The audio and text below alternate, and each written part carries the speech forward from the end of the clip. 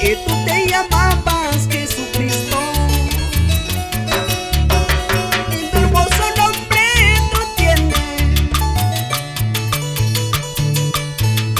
que tú te llamabas Jesucristo, que tú te llamabas Jesucristo.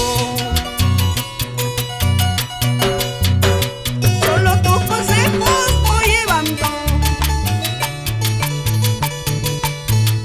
solo tus palabras voy hablando,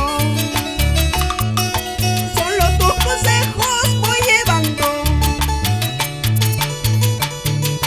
solo tus palabras voy hablando, solo tus palabras voy hablando. Así como escrito se encuentra, de tal manera amó Dios al mundo.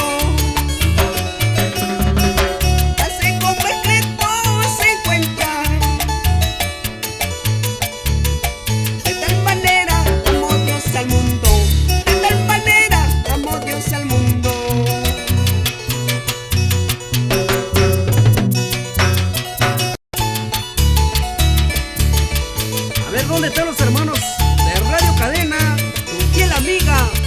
Vamos, hermano Eder. Gózate con Cristo. Y Radio La Luz.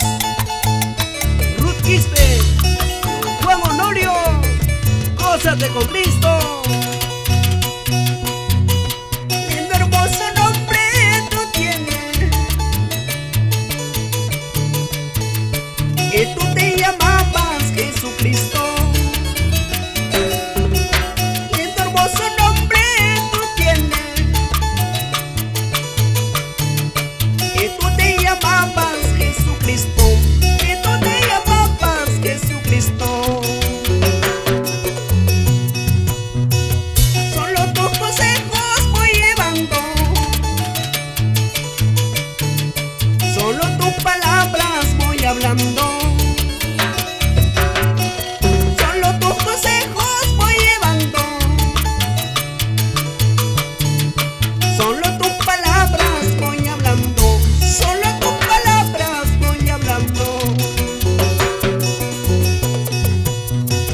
Así como escrito se encuentra, de tal manera amó Dios al mundo. Así como escrito se encuentra, de tal manera amó Dios al mundo. De tal manera amó Dios al mundo. Este mundo rebelde ya no quiere comprender. Mañana será muy tarde, las puertas serán cerradas. Este mundo rebelde ya no quiere comprender. Mañana será muy tarde, las puertas serán cerradas.